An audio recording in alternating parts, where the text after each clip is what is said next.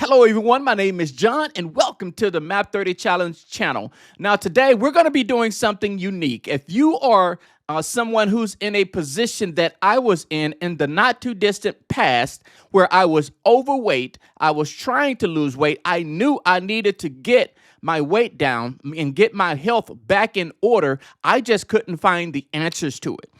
If that is you, you are in for a treat. I'm going to overturn all of the beliefs that you have about losing weight and getting your weight back down to where you need it to be and getting your health in order. Because the fact is that it's not about willpower. I know that's what a lot of these diet programs would have us believe, that it's about willpower. It has nothing whatsoever to do with willpower. And this is the things that I had to discover. And once I discovered what's really in control of weight loss and weight gain, I then understood why all the things that I tried failed. And once I understood it, everything changed. So I'm going to be pulling back the curtains. And one of the things that I can tell you is in this training, you are going to learn some things you've probably never heard before in your life. I'm going to be pulling back the curtain and showing you why these diet programs that you probably tried failed you. Not only that, why they will never work. It just will not work. So by the end of this video, you're going to know exactly what you need to do to get your weight back down to where you need it to be. You're going to know exactly why these weight loss programs do not work. You're going to know exactly what you need to do starting today to start turning your weight loss journey around and going back in the right direction. So with that being said, what I want you to do is to put away any distractions that you may have. Put your phone on silence. Get out a pen and pad and take some notes or bookmark this video so that you can come back to it, because I'm going to be putting everything on the table. So that being said, let's just jump right into the training.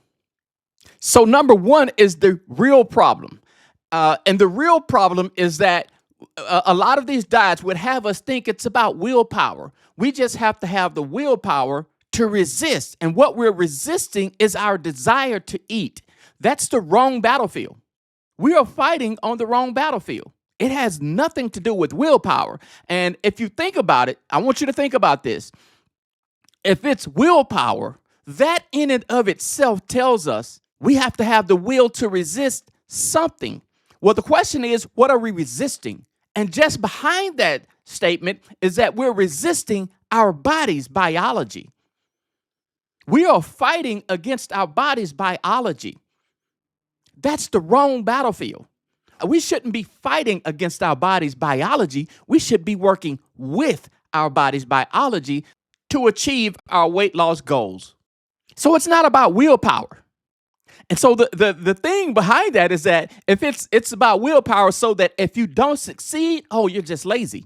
It's not about laziness. You are not lazy, because the American Standard Diet, which is where a lot of these diet programs stemmed from, you have people that follow this thing religiously. They follow it to the letter, and they still gain weight. The thing that is supposed to help us be at our desired weight and healthy is causing metabolic dysfunction and causing us to gain weight. So it's not about laziness. It's about hormonal signaling. That is the real battlefield. And I'm going to make that battlefield crystal clear to you today. Because without understanding that battlefield or understanding what we're up against, there are things that we consume that will sabotage our progress. Any progress that we do make, there are some things that we consume that will sabotage that progress. So we want to make sure that there's no hidden interference on our journey. So my 294-pound reality. So here I am, I'm gaining weight. I'm going in the wrong direction. I'm trying everything that I know to try. I'm following all the diet programs that tell us to count calories, points, all of that stuff. Been there and done that. And yet I'm still gaining weight. And so here I am, my head the size of a beach ball, despite my best efforts to lose weight. It's just not working. And just to show you what I mean, because we live in a world of AI, I'm going to take you over to my Facebook page. So let's go over to my Facebook page. I want to show you this because this is where it's set home for me. This is the reality. Go over to my videos and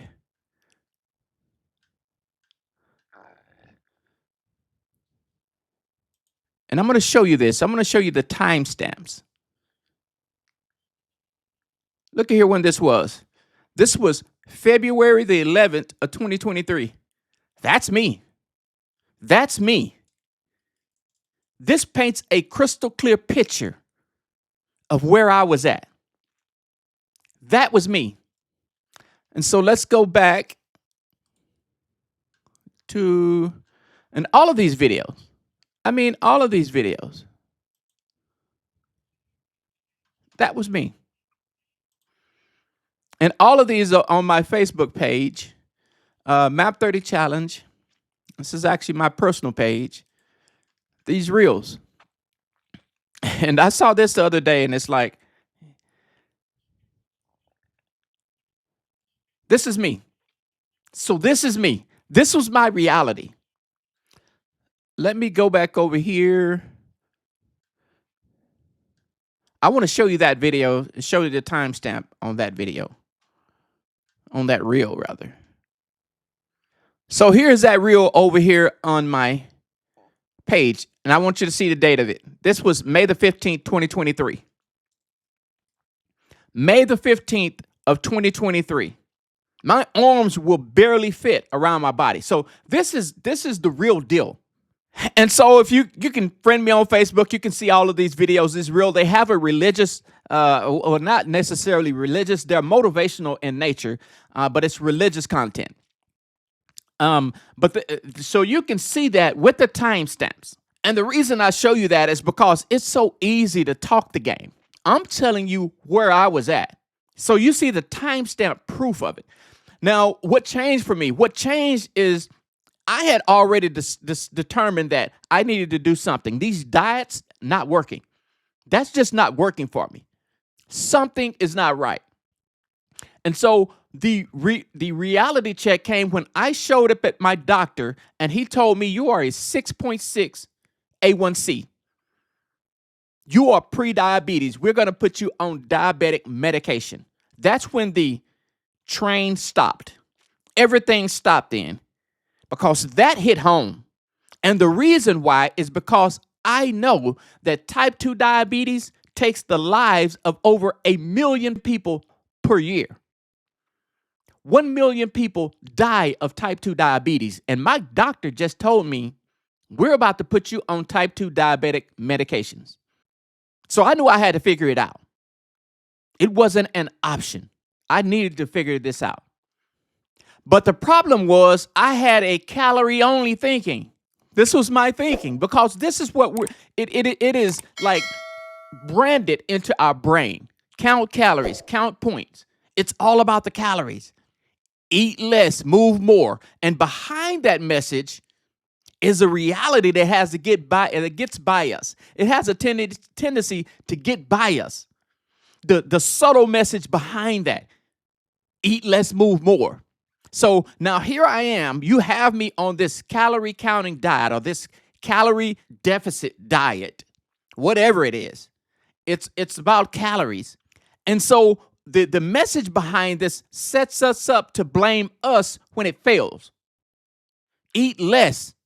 You're just a glutton. You need to eat less. Move more. You're a sloth. You're just lazy. So you're eating too much and you're lazy. So that when this calorie counting diet fails, you're the blame. It's on you. It's not the diet's fault. It's your fault. That's what that means. But none of these diets give you any hormone discussion. They don't talk about the hormones at all. It's all about calories. No ingredient literacy. So how can we know what we're eating when we don't know how to read the ingredients labels? We're just told, eat this, period, as if it's a one-size-fits-all. Every single human being that takes this diet will get the same results, because surely every single human being on planet Earth is the same. Their body will accept this food the same, which is not true. And there's no amount of starvation that you can do, eat less or move more. You can go to the gym and work out for 30 minutes and burn 100 calories, and go to the donut shop, eat one donut, and you just consume 200 or 300 calories from a 30-minute workout. So that system simply does not work. And I'm going to show you why it does not work. Number 4, the insulin switch. So here's the ball game. Here's what we're not told. And this is why these diets fail. Now we're about to get into the nuts and bolts of the problem. So blood sugar spike.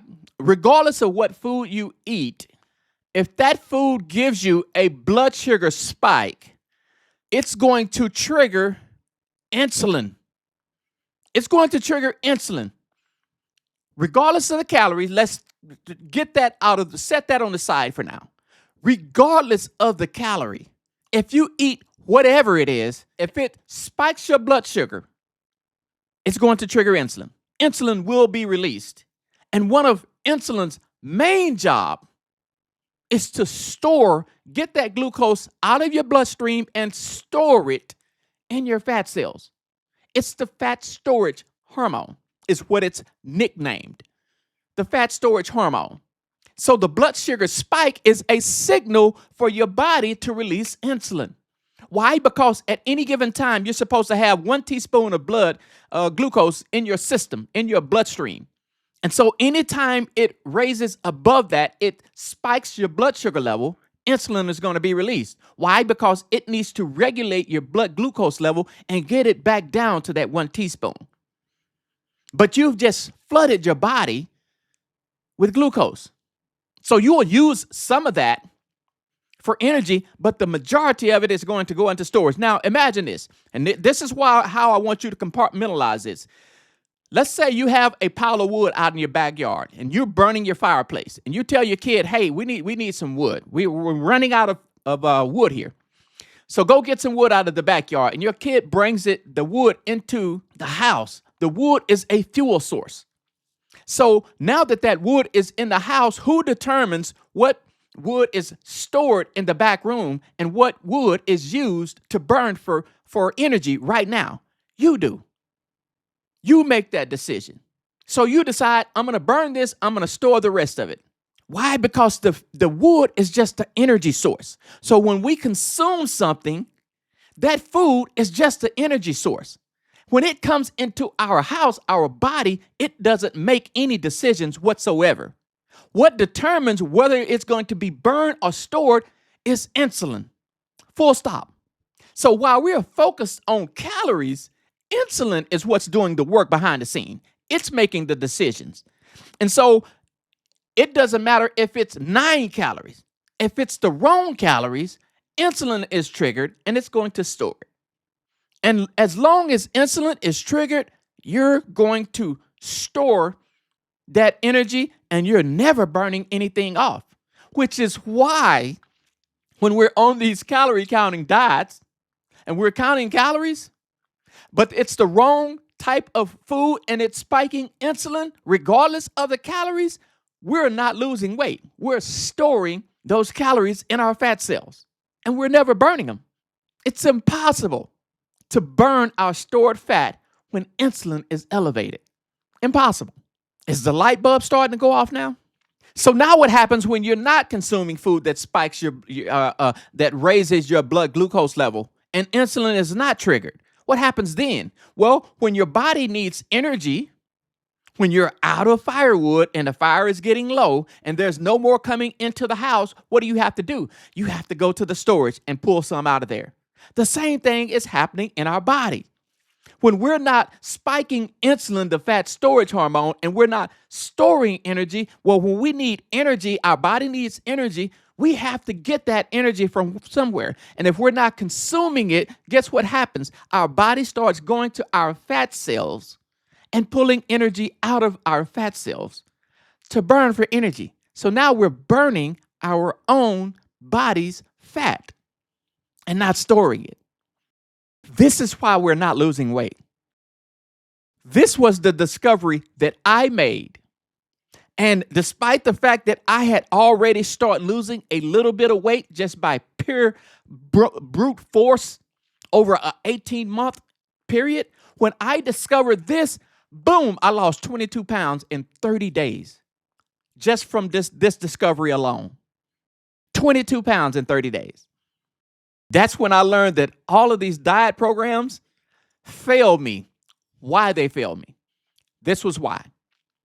So now number 5, fructose and the liver. And this is another one of those hidden things that we need to be aware of if we're going to lose weight. Now, fructose, which is in a litany of things that we would never even think about.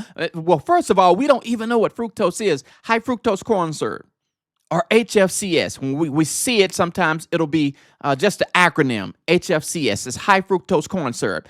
And the thing about high fructose corn syrup is it offers our body next to nothing as far as calories to use for energy.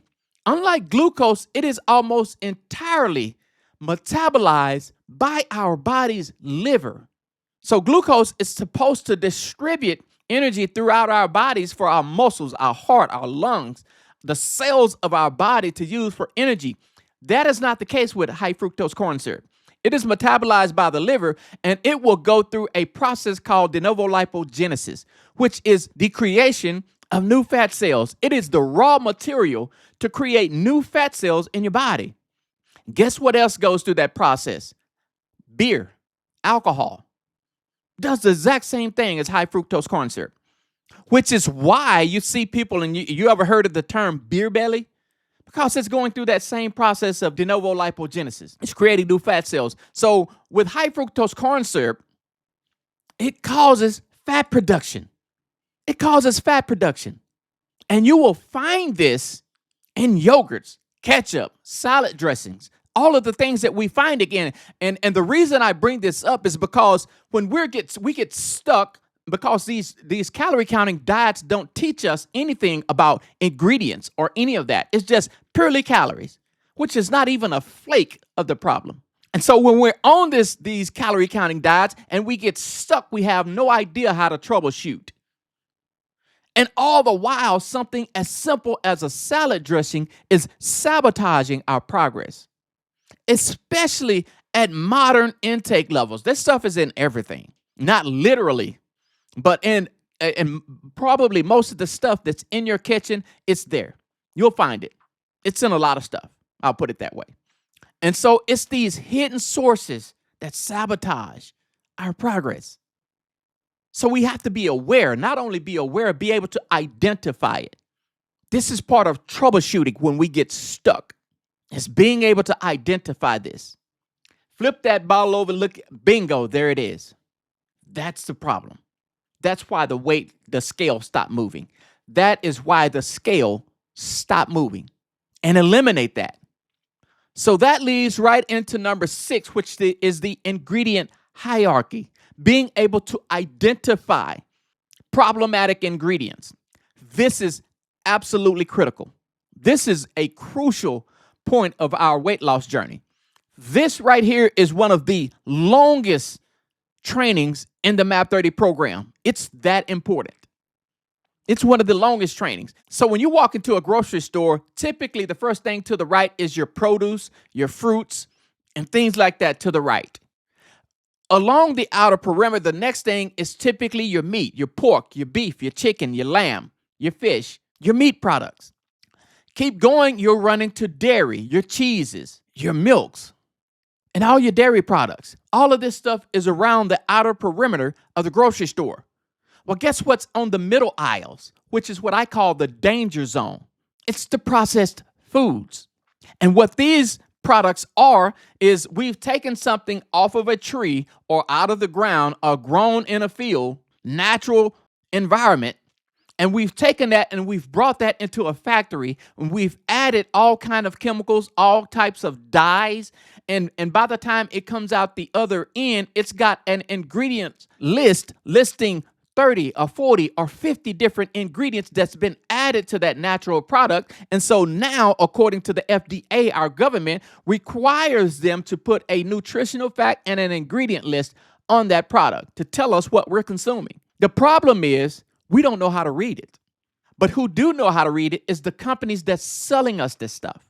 They know very well what they're putting in this product is not good for our health. They know this. But because of the rules, what they'll do is they'll find the loopholes. Now, it's supposed to be listed by the weight on the ingredient list. It's supposed to be listed by the weight. So there's a hierarchy. When you look at the nutritional facts, you're going to have your total carbohydrates. And that carbohydrate section is going to be bolded, which means it is a category. Everything under that is a subset of the carbohydrates. Then you're going to have your total sugar. It's going to be bolded. It's a category. And up under that is a subset of that category. And then your fiber. And so what that's a category of carbohydrates is supposed to tell you is the amount of the ingredients that's in that product. So right next, after that is the ingredient list. And the first ingredient on that product is the most in that product by weight. So if this thing is telling you in the carbohydrate section that there's 40 carbs in this product, you should be able to find it in the first ingredient on there. This is absolutely important to understand that. And then on the sugar list, what these companies have discovered is that they know now that we need to cut back on sugar. So what they've done is they've figured out a way to call sugar by over 60 different names. So they're hiding the ball from us. And they have all these products and we read it and we don't know what it is. It's sugar. It's marketing deception is what it is. To continue to sell us the products, even those that say healthy or sugar-free. Now, one of the biggest, clearest example of this is Tic Tac. So Tic Tac has, they had a package that had 100 Tic Tacs in a pack. So because it's by the weight, if it's less than 0.5 grams of sugar, actual sugar, you can call it sugar-free, according to the FDA guidelines. So what Tic Tac did is they just called 1 mint a serving size, because each serving is supposed to be less than 0.5 grams of sugar. So what they call 1 Tic Tac a serving size. And in each serving, it had 0.5 grams of sugar per Tic Tac. But right there on the front of the package, it had sugar-free. But if you eat an entire pack of Tic Tac, you eat all 100 of them, which is probably what everybody that eats Tic Tac do. We don't eat a mint and put it back in our pocket. It's not the way it works. That package has more sugar than a can of Coke. It has more sugar than a can of Coke because of these guidelines. So I can take any product I want to, a full-blown cheesecake, and I can make 1 serving size of that cheesecake less than 0.5 grams of sugar, and I can call it sugar-free all day long. Well, that would be 2,000. Okay, well, that's 2,000 servings in this sugar-free cheesecake. It's marketing deception. And it's understanding this stuff that puts the power back into our hands. They're no longer in control, because now I can identify the things that's in this product that's going to sabotage my weight loss progress. This gives you the power now. So I hope that helps. So number 7 is metabolic interference. So now that we understand what to look for, we understand how to troubleshoot, we understand how to identify the things that's going to overthrow our progress, we can remove all the interferences, the things that's going to trip us up. And with that understanding, we know how to keep our blood glucose levels low and stabilize our insulin levels. Now, you're going to get, regardless of what you eat, you're going to get a rise in blood glucose. That's natural. It's the spike that's problematic. So a gradual rise and dropping of your blood glucose level is normal. That's normal. The spike is problematic. But once we stop spiking our blood glucose and triggering insulin, we restore our signaling. What's the signaling? Well, the signaling is leptin between our fat cells in our brain that tells us we have plenty of stored energy. Because when insulin is elevated constantly, it breaks that signal, which is why we're hungry. When we eat and then just a couple of hours later, we're hungry again. We just ate because the signal is broken.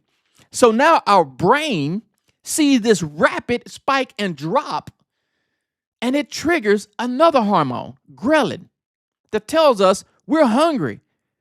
So when you're fighting against hunger pains, you're fighting against your biology, which is why I say that these programs set us up to blame us. Eat less. That's not going to help. Eating less is not going to help. Because when we're hungry, that's our body's biology. And you may be able to white knuckle yourself through hunger pains and get through to the next day. You will never succeed at that long term. It's not going to happen.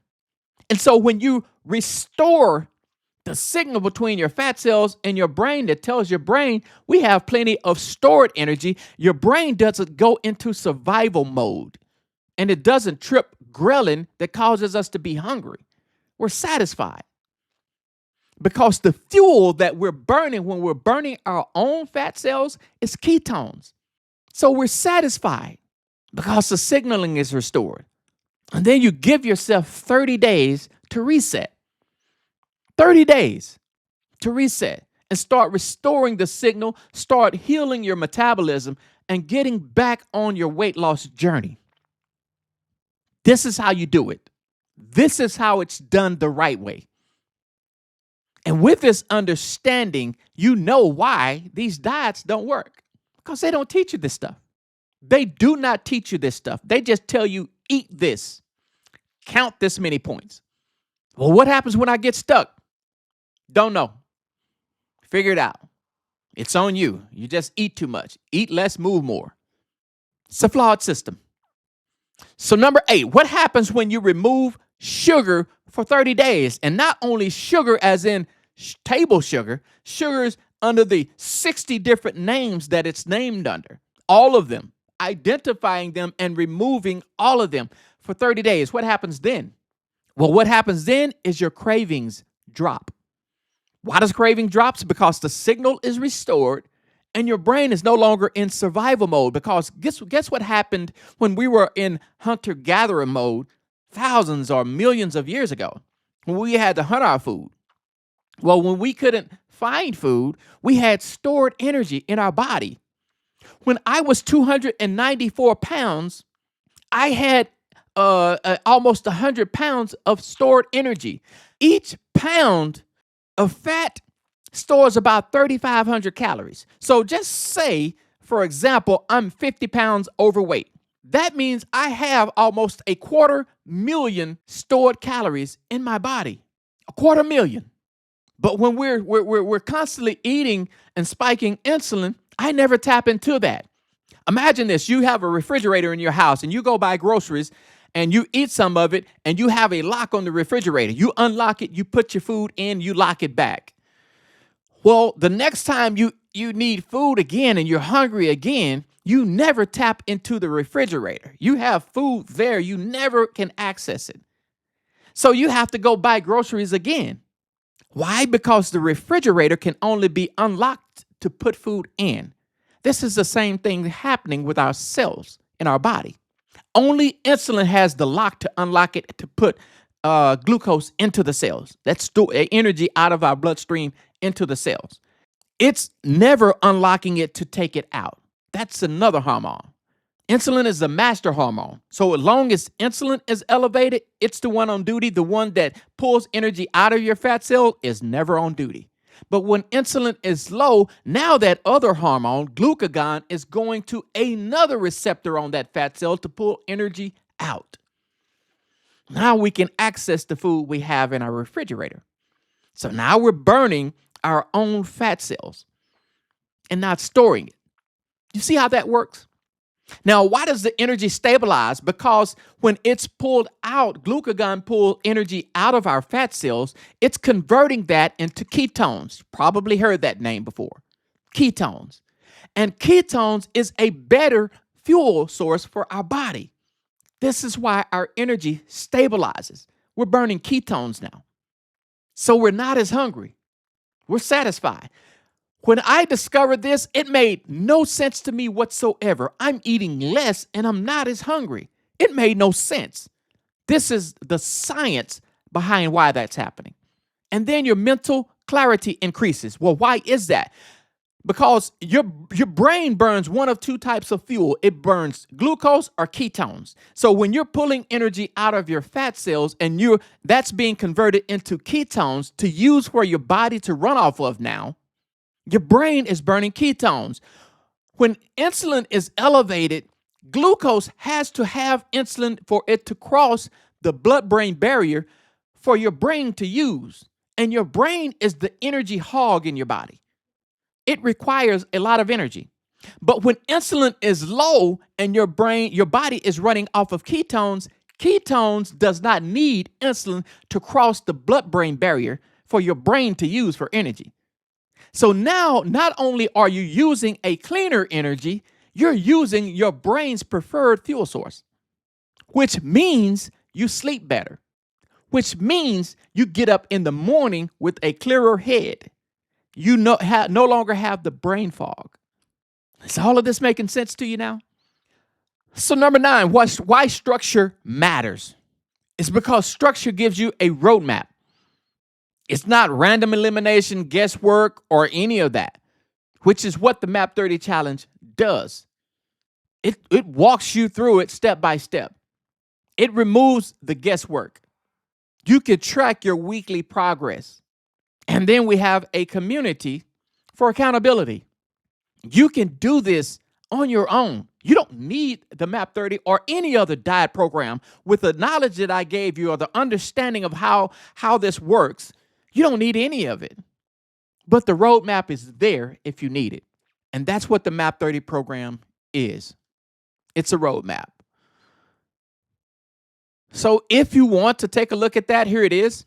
You can go take a look at it. It's https://map30challenge.com. Very simple. And that way you can read all the information. You can see if it's something for you. And if so, you can just take the challenge to remove all the guesswork, to give you a roadmap. But again, you don't need it in order to accomplish your weight goals and your health goals if you just follow what I've shown you. So what I did is one day I just got curious. It's just the way I'm wired, I guess. And so I took all of the MAP30 challenge program, all of it, all of the trainings, which is video trainings, is actually in this exact same format. I took all of those video trainings. I took all of the resources that's in the program, everything, and I dropped it into 4 different LLMs because I can judge my own program. I mean, I'm obviously going to be biased. It's mine. I created it. But I wanted to see what the LLMs have to say about it. And because these LLMs work differently, basically the same thing, but they work differently, I wanted to put it in several different ones to see what they had to say. Make sure we don't have an outlier. One saying this and we have these over here saying something completely different. I was stunned at how close the feedback was between all of them. All of them. And this was the prompt that I gave them right here. This was the prompt. I want you to take a look at all the content from the MAP30 course and give it a grade from first grade rather, all the way through college level and see where it falls on the spectrum. And so I gave all of them this prompt to see what they said. I was stunned. So if you want to take a look at what it had to say about this program, you can find the link to that in the description. Go to that. You can download it, and I have it all laid out, which LLM said what, and so forth and so on. So with that being said, I hope that helps. If you have any questions or any comments, leave them in the comments below. I'll respond to them. I hope you got value out of this. And if nothing, put this to work and you will get results. You'll get results if you just follow what I've shown you in this training. So I hope that helps. Thank you for watching. Any comments, leave them in the comments below. I will see you in the next video. Bye for now.